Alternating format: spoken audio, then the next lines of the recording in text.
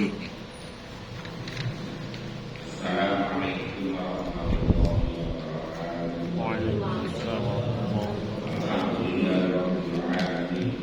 Wal aqibatu lil muttaqin wa la udwana illa 'alal zalimin. Wassalatu wassalamu ala asyrofil anbiya'i wal mursalin sayyidina wa maulana Muhammadin sallallahu alaihi wasallam wa ala alihi wa ashabihi wa tabi'in.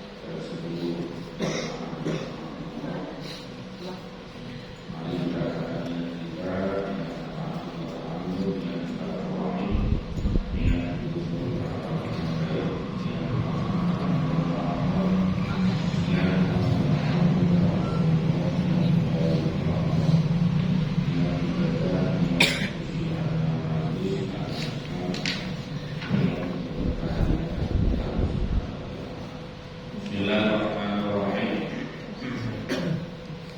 Syarat sah jamaah. Syarat sah jamaah ada 6. Baik dilaksanakan di masjid atau di masjid. Yang pertama adalah posisi tempat makmum tidak mendahului tempatnya imam. Maksudnya tidak lebih depan daripada imamnya. Kecuali kalau di Masjidil Haram. Kalau di Masjidil Haram itu kablahnya ini kan dikelilingi oleh jamaah. Imamnya bisa jadi kadang-kadang jauh, yang dekat makmumnya malah dekat. Nah, hanya yang di depannya itu dikosongi sampai imam. Tapi samping namanya Ka'bah begini, imamnya dari sebelah sini. Maka ini kosong, tapi di sini boleh makmum dekat sini. Nah, muter ini. Tidak apa-apa. Tapi hanya depannya imam pas ini lurus ke Ka'bah itu kosong. Tapi yang lain dekat-dekat tidak apa-apa. Itu khusus di sana.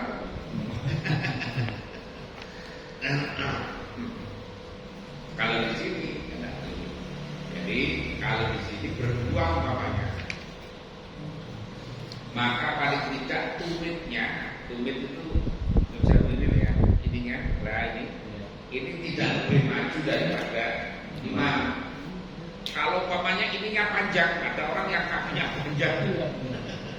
Yang penting ininya tumitnya ini tidak lebih maju daripada imam. Jadi walaupun jari-jarinya panjang tidak masalah. Pokoknya ada orang yang modelnya yang begitu, yang kakinya panjang, yang penting tumitnya tidak lebih depan daripada syarat.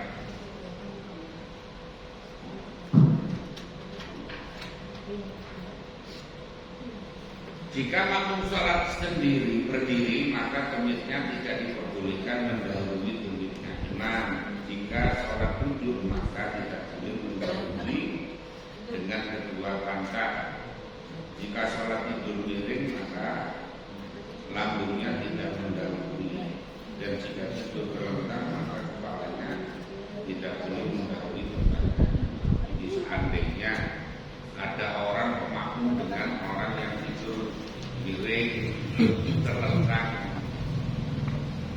ya jarang biasanya ya. Biasanya kalau ada orang yang sakit seperti itu ya sholat sendiri aja. Dan lagi biasanya sholatnya juga tidak di musola, biasanya tidak di masjid. Ya, bisa ganggu yang lain. Batasan semua hal di atas adalah tempat anggota badan yang dibuat kebutuhan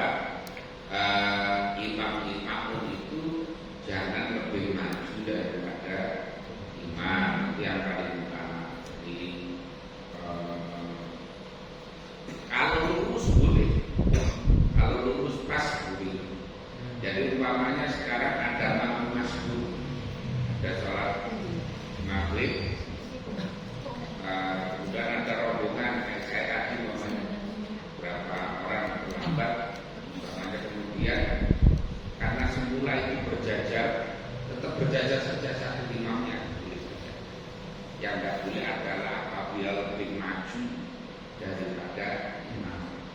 Yang utama memang lebih belakang daripada imam. Jadi kalau sekiranya 2 orang ya agak belakang sedikit lah.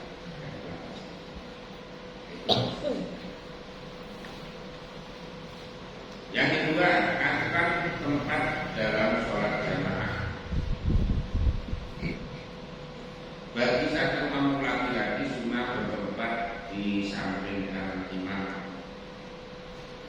Jika ada makmum lain yang baru datang, maka ia bertempat di samping kiri.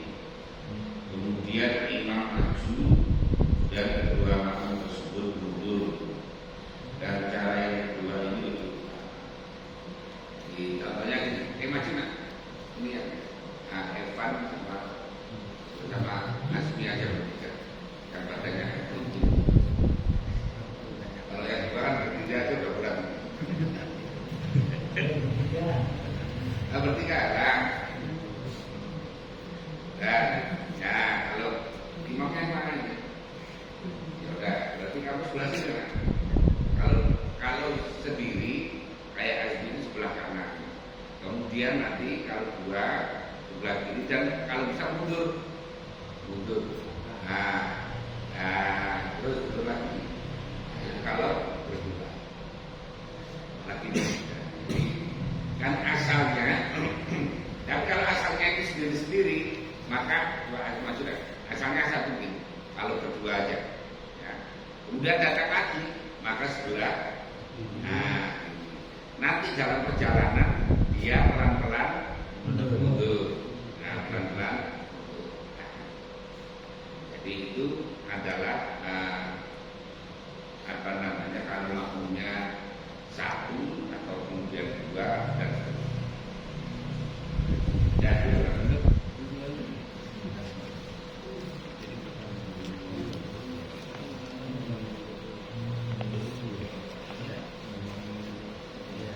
jika yang menjadi makmum beragam, maka yang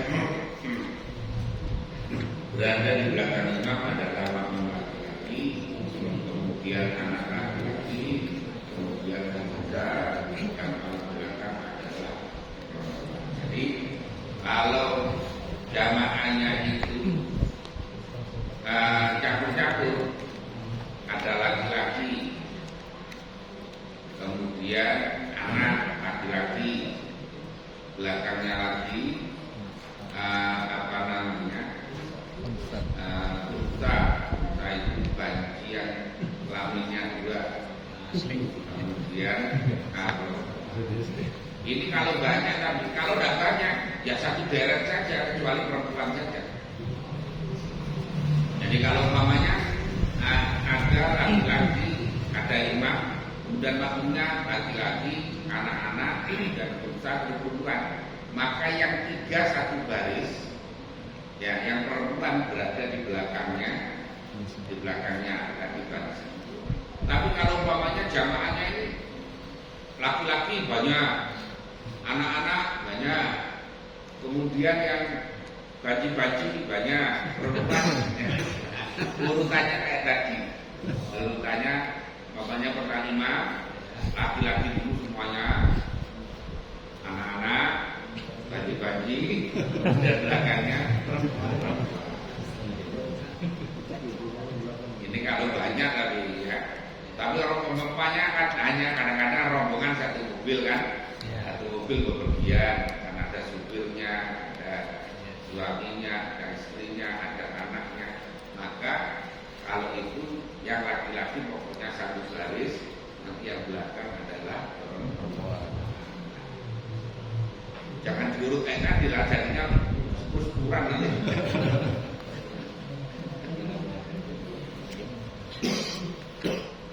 Jadi kalau yang unsa itu betul-betul kelaminnya dua. Iya. Jadi kalau misalnya yang baci-bacian itu gimana? Tangan lawan itu. Itu laki-laki. Kalau malam itu yang nanti kalau siap itu laki-laki.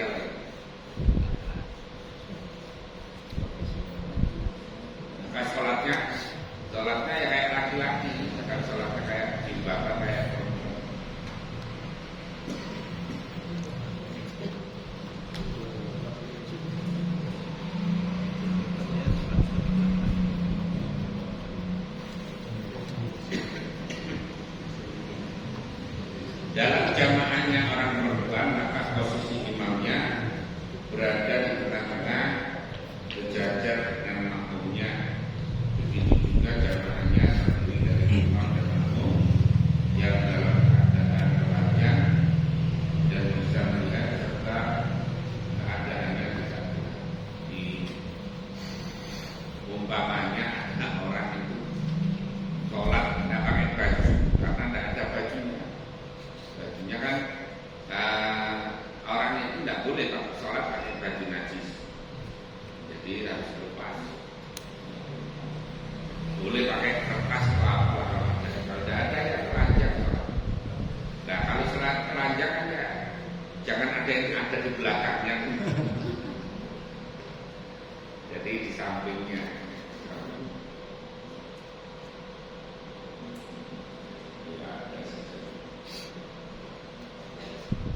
Permasalahan al-jarru yaitu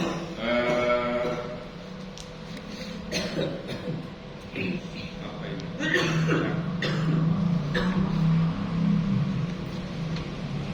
Kalau nanti kalau tidak kita aslinya malah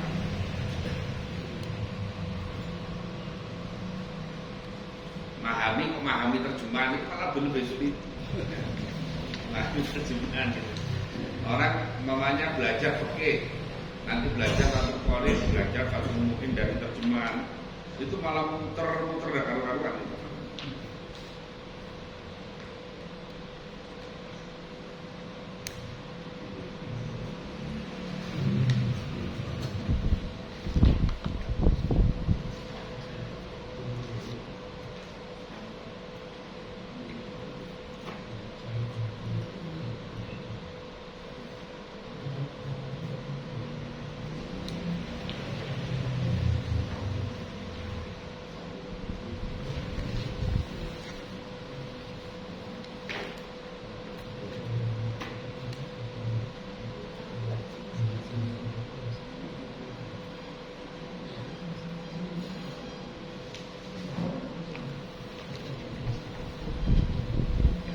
As-sahbi, menarik ya, masalah jami ayat sahbi.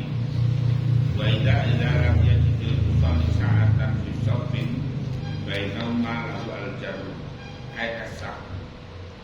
Bikam satu surutin jamaah gabung itu. Jadi kalau ada orang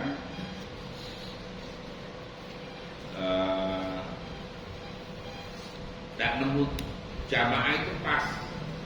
Umpamanya ada 6 baris atau 3 baris, 4 baris, itu udah penuh. Ada orang datang sendirian, tidak nemu teman, maka dia itu menyentuh yang depan itu, menarik depan supaya dia menemani. Dan kalau sudah ada lagi, maju lagi. Ini kayak latihan baris berbaris. Ya nyari yang mau. Kalau yang nggak ngerti lu ngapain Terus nanti softnya kosong gimana? Bergeser nggak yang samping? Nah, enggak ya biar nggak apa-apa. Ya nggak kosong. Sambil nunggu ada yang Nah nanti kalau diisi begitu yang belakang tiba-tiba ada lagi datang mau maju dah. Isi orang.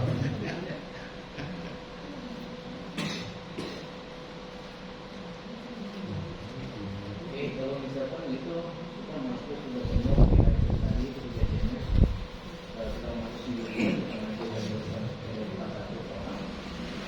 Lalu kalau misalkan nggak begitu coba kamu apakah jamaahnya sah atau bukan? Jamaahnya sah, hanya tidak mendapatkan fadilahnya shoh, fadilahnya baris, bukan fadilahnya jamaah. Kalau jamaahnya tetap dapat pahala. Jadi kan ada fadilahnya shoh, ada fadilahnya. Kalau diketahui dari awal, Kiai satunya di belakang cuma satu baru mulai, berarti dikosongin salah satu gitu Ya, kan ya? kosongin salah satu aja dulu. Kosongin salah satu, dia sambil temani yang belakang. Oke, seandainya seperti dikatakan Pak Jamhuri tadi, misalnya karena belum paham, yang dicoel-coel lalu pada nggak mau semua, oke. Ya nggak apa-apa. Nggak apa-apa. Ya jangan ditarik kan malah berantem. Masa soal sambil berantem aja. Dia biarin sendiri gitu. Ya. Oh, tidak ada apa-apa Kiai. Nah, apa? Ini kan apa?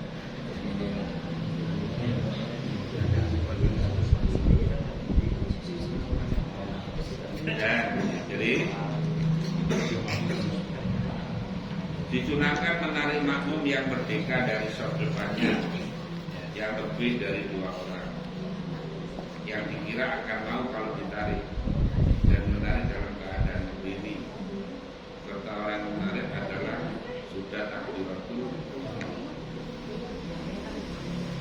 Jadi cara rinci adalah berikut. Pertama, orang yang ditarik adalah orang yang merdeka, bukan budak.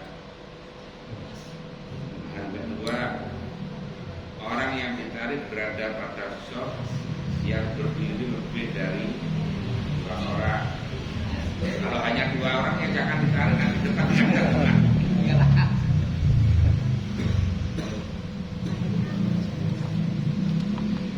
Kemudian ada dugaan bahwa ia bersedia untuk ditarik. Ya, nah kayak tadi maunya kalau tidak mau ya jangan dipaksa, ditarik nanti malah berantem.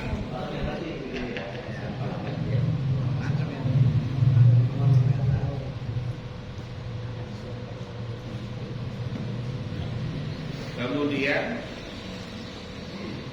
menariknya dalam posisi berdiri. Dan orang yang menarik itu sudah takbiratul ihram. Takbir baru kemudian narik, bukan sebelum takbiratul ihram. Jadi itu rinciannya.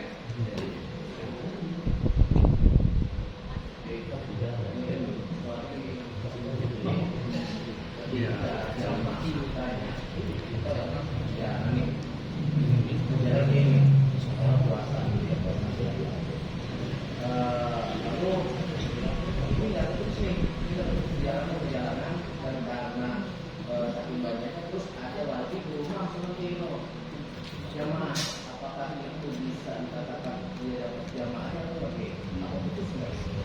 Jadi kalau memang tidak ada halangnya boleh saja. Umpamanya pas sholat id, mengadakan sholat id sendiri, ini kan dibuka ya, salahnya dibuka. Terus nyambung, jalan itu terus banyak, sampai katakan bahkan sampai pertigaan itu, berdampak, penting nyambung, yang penting tidak ada kendala. Kalau umpamanya rumah sebelah itu, rumah yang ada pagarnya itu, Iya. pas ditutup begitu ya sebelah, tidak boleh di dalam. Harus dibuka. Dalam harus dibuka, kalau tadi dibuka. Tapi kalau dia terpotong di jalan ini nggak ada orang, sudah nggak bisa. boleh. Nggak boleh. Kalau terpotong tidak boleh karena apa? Karena tidak melihat. Karena harus ada robit ya, Iya. harus ada penghubung. Dan antara penghubung dengan orang yang ikut berikutnya itu tidak sampai 300 kilo. 300 kilo itu sekitar 150-160 meter. Ya, bapaknya ini kosong kan? Lah kok orang makmum di sebelah sana ya tidak boleh. Lah yang dilihat siapa? Hanya dengar suaranya nggak boleh. Karena harus dia tahu terhadap robit tadi itu penghubung yang paling akhir. Bapaknya ini penuh ya.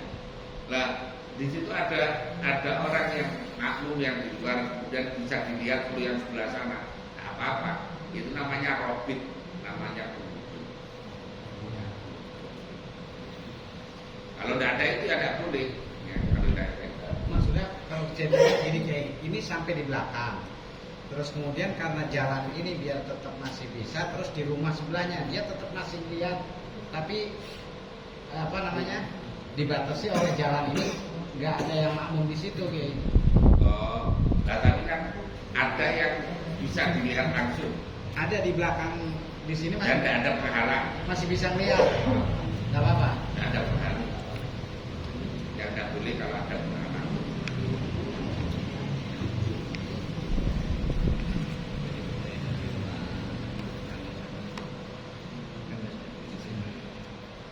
kecuali kalau itu sungai. Nah, kalau sungai nggak bisa, karena jarak tempuhnya kan harus melangi, harus umpamanya ini sungai, orang bermakmum di sana, bermakmum ke sini, nggak ada jembatannya, nggak boleh. Nggak boleh. Tapi kalau jalan tidak apa-apa. Kecuali kalau jalan itu jalan macet yang akhirnya tertutup oleh mobil yang berhenti, umpamanya beda lagi. Jadi kan jalannya masih jalan yang kadang ada orang lewat, kadang tidak. Gitu. Kalau itu jadi statusnya tempat itu apakah masih tetap dia tempatnya orang sholat yang belakangnya, artinya nggak boleh kita lewat di depannya atau gimana? Gimana? Misalnya ini kan udah terhalang jalan, Oke. apa sih namanya? Sutrohnya dia batasannya apa nih kayak sutrohnya dia, karena kan kalau makmum di depannya kan makmum depannya gitu deh. Nah ini kalau misalnya jalan, apakah dia tidak termasuk melewatin orang sama? Yang tetap sutronya ya kasih sendiri apa yang sepanjang dia sujud saja.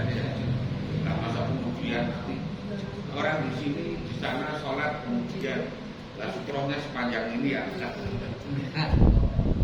Jadi hanya di depannya saja. Sutro itu kan artinya pembatas supaya orang tidak lewat di depannya orang yang sedang. Nah, membangun sutro kan yang umpamanya orang sholat di situ, umpamanya batasannya garis itu ya. Orang lewat depannya sini ya apa-apa, lewat depannya ada batasnya. Yang nggak boleh berada di dalam batasan itu. Nah, kira-kira. Oke. Jadi prakteknya macam gitu. Sini masuk di garis Di garis ke depan. Nah, jadi yang nggak boleh itu kan anggap ini sutrohnya garis depannya itu. Oke. Nah, maka yang nggak boleh itu lewat di dalamnya itu, yang dalam antara garis dengan garis yang nggak boleh. Tapi kalau ada orang lewat depannya sini, nggak apa-apa. Oke. Nah, sama dengan itu kalau bermakmumnya di sana, masa kemudian nggak boleh ya nggak apa-apa. Kecuali ada. Artinya kalaupun kita nggak taruh barang di depan di sepanjang tempat sujud kita, kalau kita lewat sekiranya sudah melewati itu nggak masalah. Ya apa? Ya nggak boleh kan pas depannya depannya orang sholat itu saja yang kira-kira ya batasannya kan kira-kira segini lah, kira-kira segini paling. Kalau ukuran orang di Indonesia ya segini ini udah Panjang. Siap. ya udah mana? Ke situ aja.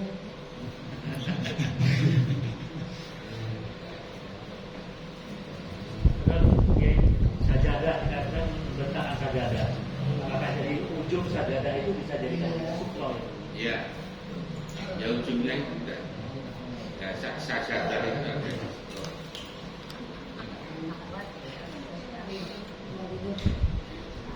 Kedua, makmum dapat mengetahui gerakan imam. Ya, jadi ilmu bi af'alil imam bil yatin ausam ila bil imam. Makmum dapat mengetahui gerakan imam dengan melihat atau mendengar suara mubaligh. Mubaligh itu adalah penyampai. Ya, kalau sekarang sih sebenarnya nggak perlu karena pakai speaker, kecuali kalau speakernya mati lah itu mungkin.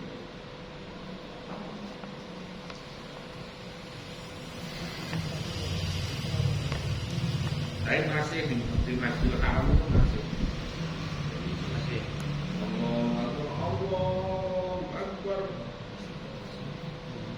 Bukan mas ya. Bang Mas ada ya? Istiqlal.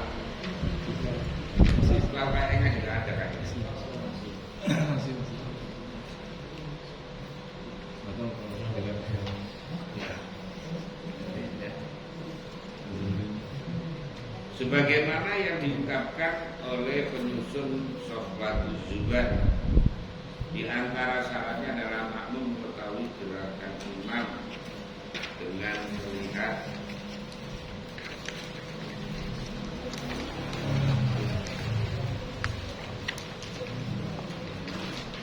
mendengar orang yang mengikuti imam. Jadi tahu langsung terhadap imam atau orang yang mengikuti imam. Jadi mamanya makmum yang belakang bisa jadi kan nggak tahu gerakan imam, tapi tahu gerakannya orang yang mendengar. Jadi namanya rokit tadi juga bagian belakang. Pokoknya kayak sholat Idul Fitri semuanya diadakan di sini. Kemudian lapas mati listriknya, nggak dengar yang belakang. Maka yang diikuti adalah jamaah yang paling akhir, namanya rokit.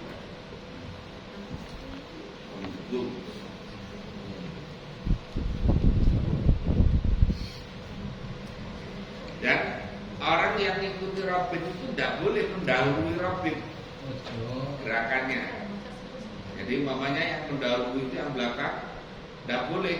Kemudian gerakannya mendahului rokitnya, karena Rabit itu posisinya seakan-akan menjadi imam. Jadi posisinya seakan-akan menjadi imam. Karena dia wakilnya imam itu, wakilnya imam yang ada.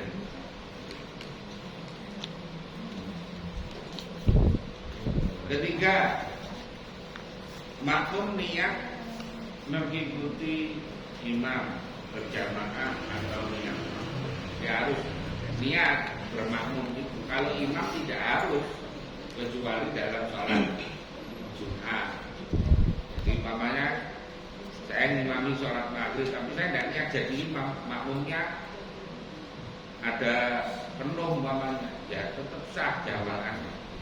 Tapi jamaahnya itu bernilai jamaah, imamnya tidak bernilai jamaah. Kecuali sholat Jumat. Kalau sholat Jumat, karena pelaksanaan sholat Jumat itu harus dilakukan dengan berjamaah.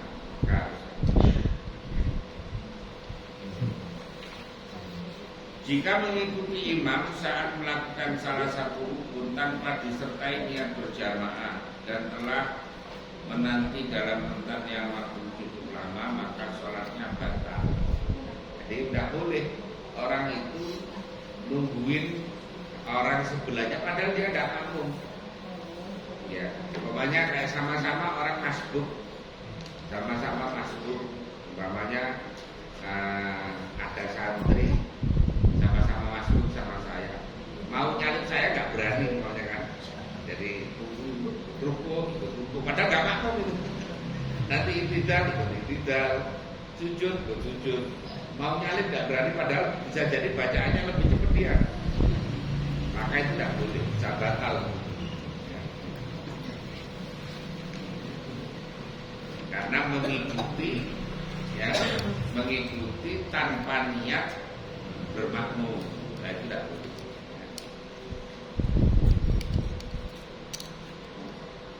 Kalau bertepatan bareng saja nggak apa-apa. Umpamanya memang bacaannya kebetulan kayak tadi, maksudnya kalah cepat sama saya, salah lebih cepat. Maka ketika ruku dia kemudian juga selesai dengan ruku, dan saya tidak. Tapi kebetulan saja bareng, tidak apa-apa. Tapi kalau niat ya berani nyalip, tidak berenang.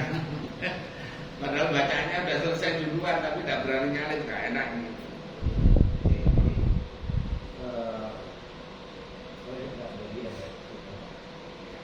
Kita masuk ke kedua nih, kedua tinggal beberapa rakaat.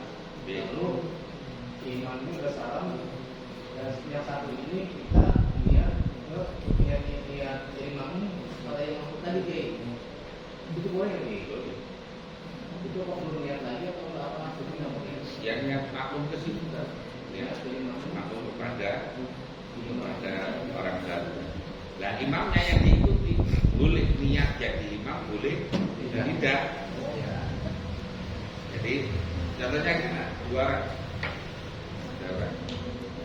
Ya udah situ. Umpamanya sama-sama masuk situ. Sini. Sama-sama masuk. Ya, coba dari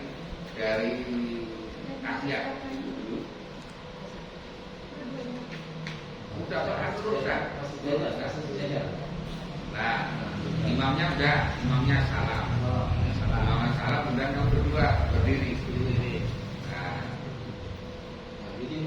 Nah, nggak boleh salah satunya mundur dikit untuk bermakmum kepada ini. Ya. Nah, ini imamnya boleh niat jadi imam, boleh tidak. Ya, boleh niat jadi imam, boleh tidak. Karena jadi imam kan tidak harus niat jadi imam. Jangan dada-dada begini.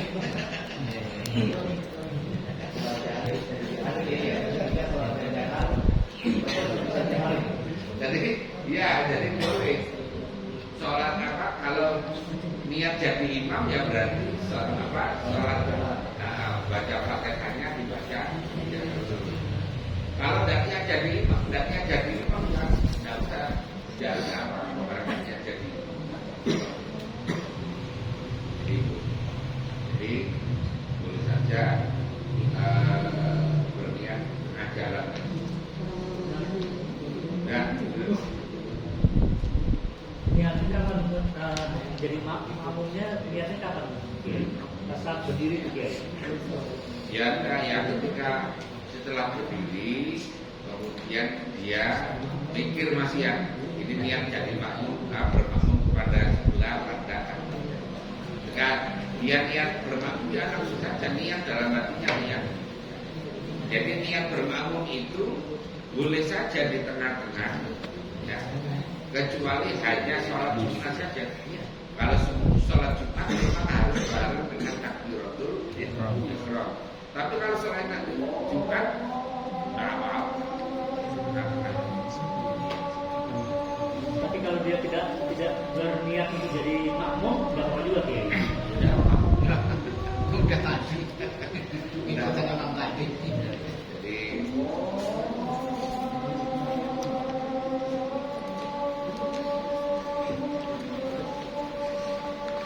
jika mengikuti mana tadi niat berjamaah wajib bagi makmum, tidak bagi imam, kecuali dalam tempat sholat yang imam juga wajib niat berjamaah. 1. Sholat Jumat. 2. Sholat muadzan. Muadzan itu sholat yang diulangi dan dilakukan lagi, dan sholat sebelumnya sudah dilaksanakan dengan sah. Jadi contohnya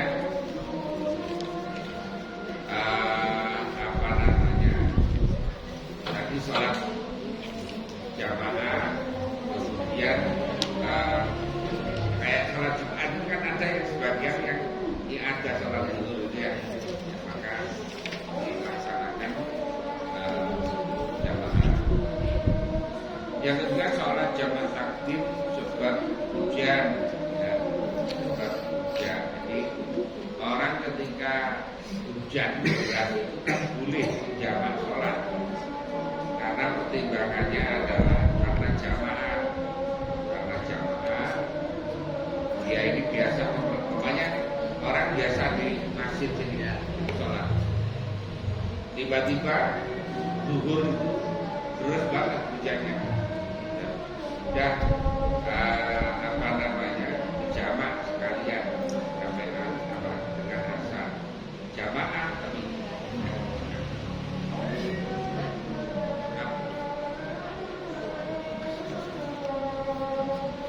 yang keempat, sholat yang dinadari untuk dilaksanakan berjamaah, nadar yang wajib dilakukan. Orang niat, pokoknya kalau saya akan berjamaah, ya maka harus niat.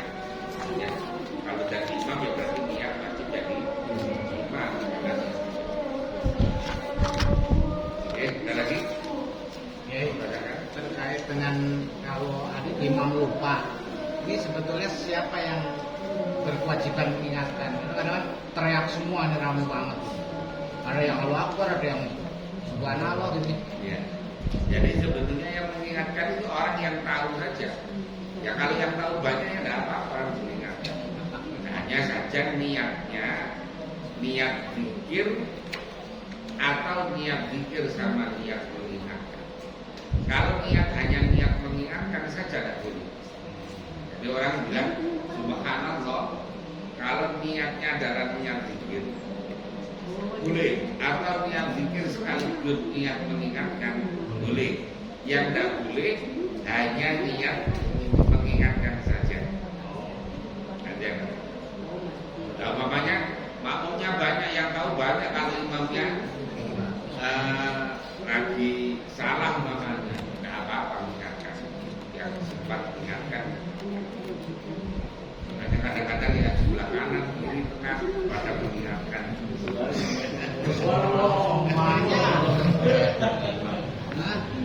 Nah nanti kalau dikasih kadapan orang ternyata satu orang itu lupa nggak mengingatkan ya. Kalau hanya satu maka Kalau dia dengan meninggikan suara takbir intiqolnya, misalnya ini kan dia kelewat nih. Ini rata-rata nih, belum rata-rata kemarin saya tuh teriak kencang banget, Allahu Akbar.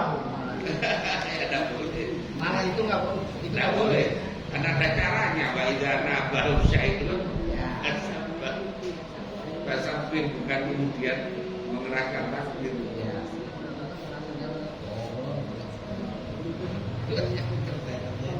Nah kalau mengingatkan imam lupa tidak baca Fatihah.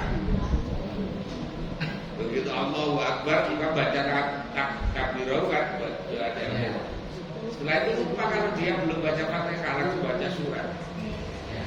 Nah gimana bacanya? Baca subhanallah. Jadi bacanya ya langsung diikuti saja, langsung Bismillahirrahmanirrahim, Alhamdulillah gitu. Jangan ingatkan, jangan subhanallah. Lah imamnya bingung apa yang belum, Apa yang salah itu kan? dikiranya baca surat salah kan? Kira baca surat salah. Padahal belum. Ya jangan kemudian Allah imamnya bingung apa ya? Terasa suratnya diulangi lagi. Terus subhanallah akhirnya diulangi lagi, akhirnya ganti surat.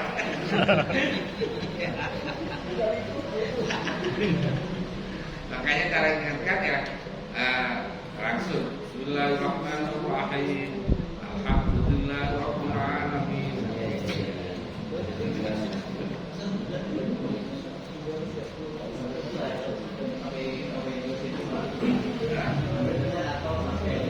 Ya enggak imam sadar kan. Yang bisa.